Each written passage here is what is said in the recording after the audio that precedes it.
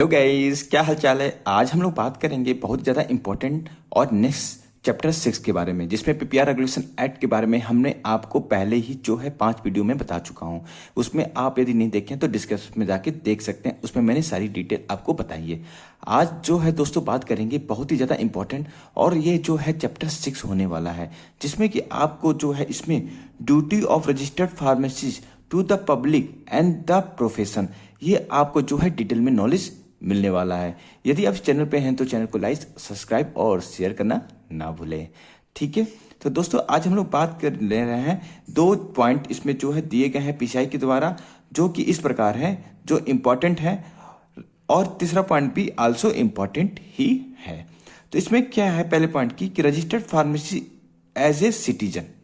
ठीक है, तो रजिस्टर्ड फार्मेसिस्ट क्या होना चाहिए, एज ए सिटीजन होना चाहिए, जिसमें कि ये बोलते हैं कि रजिस्टर्ड फार्मेसिस्ट गुड सिटीजन, ठीक है, एक अच्छा जो है नागरिक होना चाहिए इंडिया का।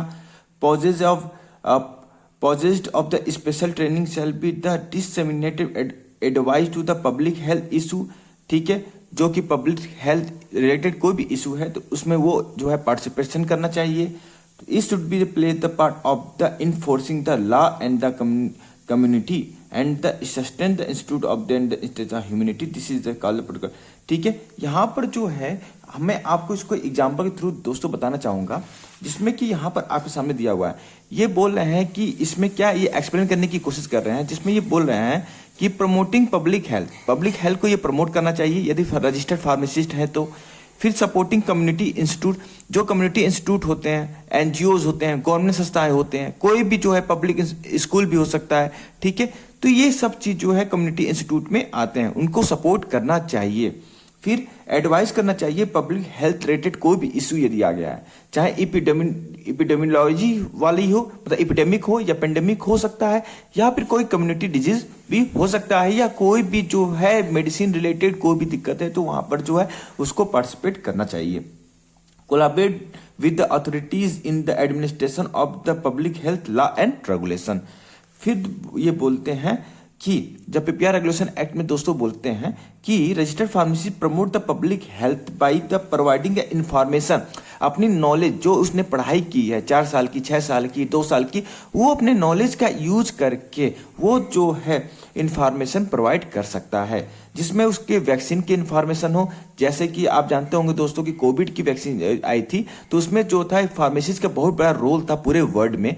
ठीक है, और अच्छा खासा जो उसमें जो है पूरे वर्ल्ड के फार्मेसिस्ट ने इसमें रोल अदा किया था, जिसमें इंफॉर्मेशन से लेकर हर चीज जो है उसमें शामिल था, जिसमें पब्लिक को बहुत सारी चीज को लेकर संयम था कि इसका क्या साइड इफेक्ट होगा, क्या जो है प्रेग्नेंट ह्यूमन इसको ले सकती हैं, क्या बूढ़े पर्सन इसको ले सकते हैं, बहुत सारे ऐसे जो थे दिक्कत थी, जिसको जो है फार्मेसिस्ट जो था अपने फार्मेसी पे सुलझा रहा था वर्ल्ड लेवल पर। ठीक है, फिर encouraging the patient to the follow medication institution. ठीक है, advise the health lifestyle को भी आप बता सकते हैं कि किसी को डायबिटिक पेशेंट है, कोई हाइपरटेंशन का पेशेंट होता है, तो अदर भी कोई भी पेशेंट होता है, तो वहां पर एक फार्मेसिस्ट जो अच्छा रोल अदा कर सकता है, जो कि बहुत ज्यादा इंपॉर्टेंट दोस्तों बन जाता है। ठीक है, तो यहाँ पर ये चीज इस लाइन में बताई गई है। और ये क्या करते हैं कि यदि एडीआर आ रहा है, यदि आप अपने फार्मेसी पे हैं, ठीक है, और वहां पे कोई भी एडीआर आ रहा है, तो वहां पे एक फार्मेसिस्ट जो है उसको रिपोर्टिंग भी कर सकता है। कहां पर कर सकता है, इंडियन फार्माकोपिया कमीशन जो है वहां पर कर सकता है डायरेक्ट।